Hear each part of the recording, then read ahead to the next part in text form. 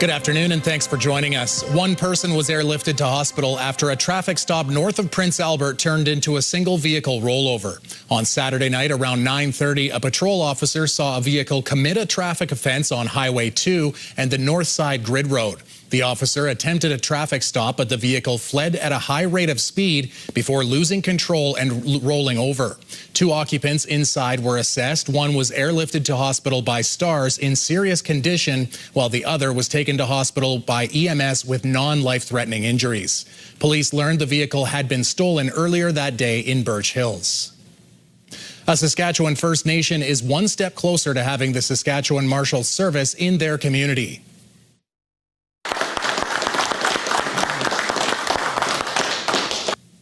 On Monday, Sturgeon Lake First Nation Band Council passed a resolution to begin formal talks with the Saskatchewan Marshals Service for on-reserve services. The resolution would invite the Marshals Service to provide services on Sturgeon Lake First Nation lands in support of RCMP as a police of jurisdiction and to act proactively on Saskatchewan Marshals Service-led investigations. Sturgeon Lake First Nation Chief Christine Longjohn says her community looks forward to enhancing the policing service within the nation. They have a lot of communities and nations and to serve as well, not only Sturgeon Lake. And so, we appreciate all of the work that's been done within the RCMP and the relationship that we have with the RCMP. But we need, with the rise with crime within our community, we need extra services within the nation to make sure that everyone is kept safe. Two First Nations already have signed MOUs, Red Pheasant Cree Nation and James Smith Cree Nation, with others expected to develop similar agreements with the Saskatchewan Marshals Service. The province is putting money toward helping female offenders transition out of custody. The government is giving the Elizabeth Fry Society nearly $920,000 over the next 2 years. The funding will support housing, employment assistance, mental health services, and other programs for women leaving correctional facilities. Part of the money will go toward the Wikoan Housing Project in Saskatoon, a 10-bed transitional housing program for women leaving custody. And with this is stability, and with this is giving women options and the awareness that there is an alternative lifestyle to living on the street or addictions. The Elizabeth Fry Society says Indigenous women account for more than 90% of women incarcerated in Saskatchewan's provincial facilities. Indigenous support workers are now patrolling parts of Saskatoon with the goal of improving safety and connecting people with services. There you go, Bo. You're welcome. Indigenous peacekeepers will work in teams of 2 as a pilot project focusing on the downtown Bid and Riversdale areas. The city says through the summer, the teams will work 40 hours a week, helping vulnerable people access support services. The teams can provide transportation to shelters or the food bank, or report crime or suspicious activity and track data related to medical calls, fires, trespassing, and property damage. A lot of these people just want to be heard. They want to be seen. They have a lot of trauma. They go through a lot of things. They lost a lot. So we're more compassionate. At the end of the pilot program, the city will review data on wellness checks, connections to community resources, and transports provided. The city will also look at whether there are changes in incidents reported to police and fire services. Saskatoon city councillors are working to address a number of safety issues on city buses as ridership takes a tumble. A city committee is mulling over a transit bylaw that would give officers the authority to remove problematic people from transit buses or bus malls and ban them for serious incidents. The new bylaw would also require people to pay when getting on the bus, with fare evasion becoming a growing problem in recent years. Officers could issue tickets for people who don't pay. A city report says ridership decreased last year nearly 15%, and revenue was down over $1 million.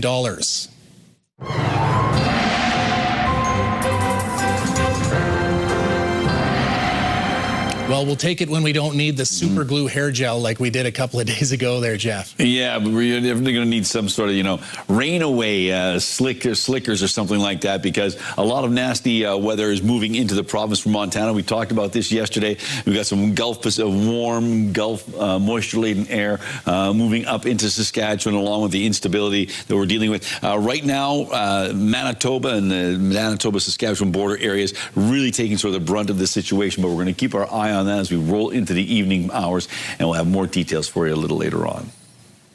A powerful earthquake in the Philippines has people around the world checking in with loved ones. That's the case for one Saskatoon woman who says she's been in contact with family just a few hours from the area impacted by the quake. While most of Jenny Buon's relatives are safe, there are still concerns for those dealing with the aftermath. Buon has aunts, uncles, and cousins living near the affected area from the earthquake. Their apartment building cracking because of the tremors. She says she's thankful most of her family has been able to stay connected through Wi-Fi and cell service for now, allowing her to confirm they're safe. But one of the uncles, a police officer, remains stranded after roads and access roads in and out of his area were cut off. She says there's no timeline for when he'll be able to return home. Sometimes even if a 7.8 magnitude earthquake happens, the aftershock could be even stronger. So that means if one city's hit, the next cities around it could be also hit. So I'm just really worried that maybe my family city will be the next one, and we don't know. The earthquake has also brought back memories for her family of a similarly devastating earthquake in 1990. She says she was too young to remember the disaster, but learned about its impact through stories from her mother.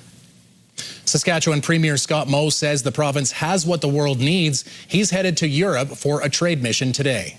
We will be looking at some port capacity that they have for agricultural products, for potash in particular, as well as the opportunities that they have to access some Saskatchewan uranium, and I would say Saskatchewan-based nuclear technology through Cameco right here in Saskatoon to power their future and provide that energy security as well.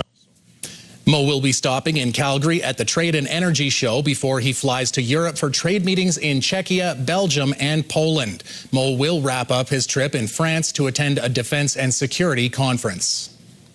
An Ontario company has been selected to process scrap tires collected in the northern regions of the province. The Tire Stewardship of Saskatchewan says Mterra Tire Recycling will establish operations at a facility in the 3000 block of Cleveland Avenue. It says Mterra will enhance Saskatchewan's tire recycling capacity when it's operational in December. The Tire Stewardship says Mterra, which is headquartered in Ontario, was awarded the contract following a comprehensive review and negotiation. Earlier this year, the province reached a $4.8 million settlement with Saskatoon-based Surecom Industries. Surecom had at one point been the province's sole tire recycler, but claimed it was unfairly excluded from a request for proposals to award a second tire recycler in Saskatchewan. A grade 12 student in Saskatoon has recently received the Terry Fox Humanitarian Award. Naomi Lenve has spent much of her life raising funds and awareness to support childhood cancer research after overcoming a childhood cancer diagnosis herself that doctors initially believed to be terminal. Naomi Get Well Now has raised over $350,000 for the cause, which is why Lenve is one of 15 young Canadians recently recognized in Ottawa. That was just an overwhelming amount of emotion. I was so incredibly thankful and excited because it is such a unique opportunity, because the award is just about humanitarians among our youth that are just really going to make a difference in the world. Lenve says after graduating, she plans to study dental hygiene at the University of Saskatchewan. When we come back, another edition of Indigenous Circle. First Nation University celebrates a major milestone.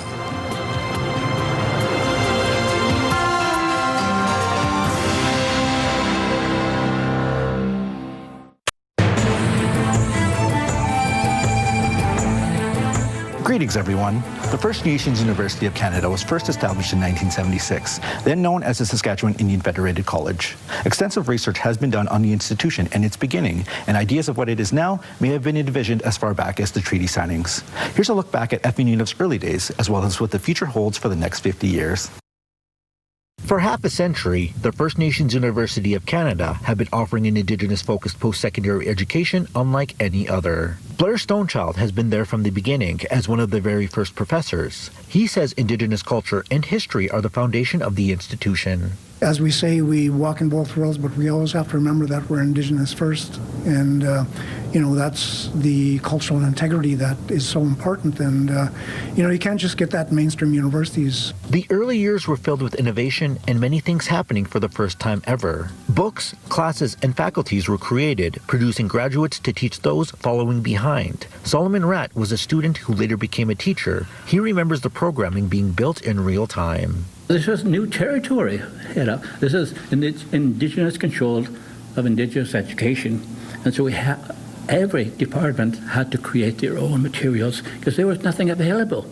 To commemorate 50 years, past and present faculty and alumni came together to celebrate the landmark moment. Milton Tutusis first walked through the doors of SIFC in the 1980s. At the time, the college was housed in trailers on the University of Regina campus, long before the iconic Efinuna building was a reality. Humble days, but we never thought of it that way. We didn't think we were disadvantaged that way in terms of structurally and physically, because we had community. The college spirit was alive and well back then. It was very, very dynamic, very inspiring. Traditional ceremonies and the words of elders have guided generations of students and the institution, which has now grown to 3 campuses and a land-based learning center. For the next 50 years, the institution plans to continue expanding, pursuing academic autonomy, and celebrating what makes the place one of a kind. The uniqueness of this university is being recognized, and it is the hope that we are seen as essential, not only to the province, but to the nation, and that we're uplifted for that particular uniqueness. More celebrations are being planned throughout the year. Indigenous Circle, brought to you in part by Saskatchewan Indigenous Enterprise Foundation, growing the First Nation entrepreneurial spirit. If you have a story you would like to see in this segment, here's how to reach us. You can contact me by email, and you can also watch past episodes and segments of Indigenous Circle on our CTV Regina and CTV Saskatoon websites. Straight ahead, Jeff has your weather forecast for the rest of the week, and a report on women and veterans says chronic pain needs to be addressed immediately.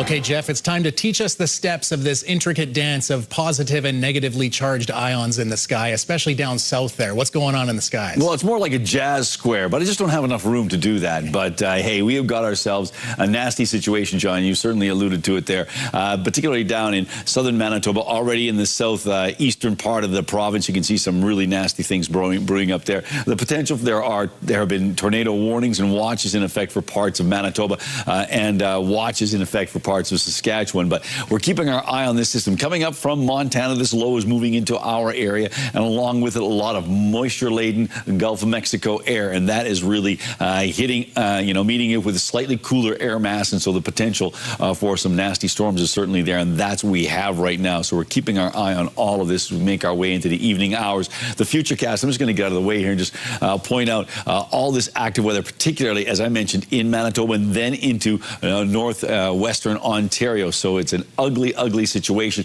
And it's a 2-day affair for the prairies. This isn't like a one and done kind of situation. So you can certainly see all the power, this widespread impact of this, this counterclockwise rotation around that low. So yes, we're anticipating rain for Prince Albert and Saskatoon. Maybe not as, it won't be as much as it is down south, but certainly it's going to be in evidence. Spiritwood, cloudy skies overnight, 12 degrees, partly cloudy skies in the Battlefords, 12, cloudy in Candle Lake, 13 as well in Birch Hills and Roster, and 14 in Nipawin, and Melford anticipating some shower activity in 13 degrees. For tomorrow, well, not a surprise, some really unsettled conditions. Some places running the risk of a thunderstorm. That's certainly true of the Battlefords. Otherwise, we're looking at rainfall. And again, some places will obviously be getting a little bit more than others. Some places, Prince Albert, probably 2 to 4 additional millimeters of rain as we make our way into tomorrow. So Spiritwood 19 tomorrow, the same for Battleford, but again with the risk of thunderstorms.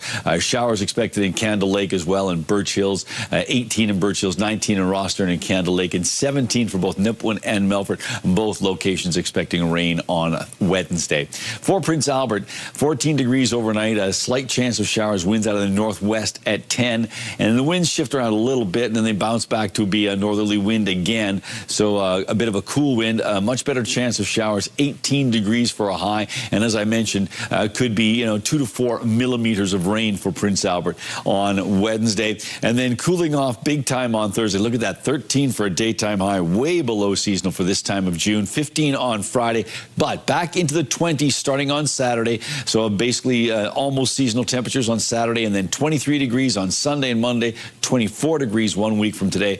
So some cooler temperatures, but a warm-up will be on the way. Well, I think everyone's going to be happy for decent weather on Saturday there, because I'll preview it. The Saskatchewan Roughriders, Jeff, they are back on the field getting ready for their first game of the regular season today, and the defending Grey Cup champions say they've already turned the page on last season. I hate to say it like this, but 2025 died. And we have to move on. I can't even live there anymore.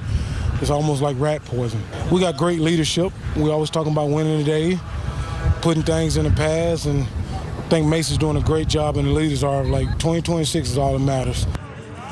Players say a bye to start the week, or season rather, was a bit odd, throwing off their normal preparations a bit, but a week off also allowed for more team building. The team's motto for 2026, 2025 is dead. Coach Mace says his team is refocused on its goals for this season. Yeah, it ain't got nothing to do with this year, period. Just doesn't, We're a new team. We got to go out there and prove that we're still a good team. The Riders will raise their 2025 championship banner on Saturday against the BC Lions. Saskatchewan high school curling athletes will descend on Yorkton next year for provincials. Organizers announcing the Saskatchewan High Schools Athletic Association's 2027 Provincial Curling Championships will be held in Yorkton, Melville, and Salt Coast. The three-day event will run in March with 32 teams from around the province. Organizers hope this event will become like the Olympics for young curlers. We're going to start Thursday night with a banquet to recognize those kids. Competition on Friday and Saturday. About 3 o'clock Saturday afternoon will culminate with championships in 4 different categories. Organizers hope the championship will showcase Yorkton and highlight all the opportunities the parkland has to offer. Do you have a community event you would like to promote? Or maybe you'd like to draw attention to your organization. Let your local CTV station help you spread the word.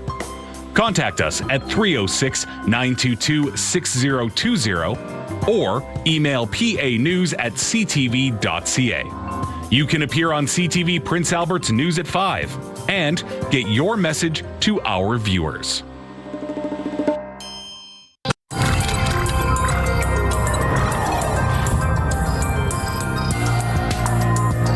A new national report says chronic pain among women, and especially women veterans, needs to be addressed immediately. As Pauline Chan tells us, the report came out of a meeting of leading researchers, patients, and policymakers last month. Hélène Lassalère never experienced chronic pain during her 26 years with the military, but she did after. Injuries in Afghanistan also. I had like a traumatic birth also. So a lot of things contributed to that. It's not only one thing. And while Canada's military health care is comprehensive, she says the civilian system is fragmented and challenging for chronic pain, even for a military veteran. Dalhousie professor Alice Aikens was a physiotherapist with the Canadian Armed Forces. About 22% of Canadian women experience chronic pain, but about 50% of Canadian women veterans experience chronic pain. And she calls last April's report pivotal. Women have been underrepresented in health research for far too long.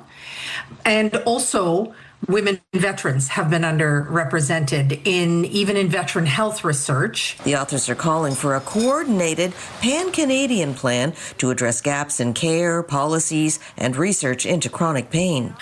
So I had to go to one clinic, for example, for the physio, another one for chiro, another one for kinesiology. The report calls for more one-stop shops to provide treatments more efficiently. And Aiken says while the gathering of data for women and women veterans is somewhat recent, a plan to collect and organize pain data will ensure the best care is offered to women and women veterans. Pauline Chan, CTV News. Health officials in British Columbia say a Canadian who contracted hantavirus on a cruise ship earlier this spring has now recovered. The person who lives in Yukon was discharged from hospital late last week. The 3 other Canadians who have been isolating since last month are being monitored in a 42-day quarantine, and they are showing no symptoms. All may have been exposed to the hantavirus aboard the cruise ship, which was struck by an outbreak during its trip from Argentina to Antarctica sometime after April 1st. Okay, Jeff, this will bring back some memories of childhood. Were you a Soapbox Derby kid? That was not a thing in Watson. Okay, there you go. Well, this experienced racer then has tips for you to go fast. The trick is to stay low, get all your weight into the back, and then you'll go down the hill fast. That's Miller, and he's one of the 10-year-old drivers who raced in this year's St. John's Soapbox Derby. Cars go down the hill, and they can reach speeds of up to 40 kilometers an hour.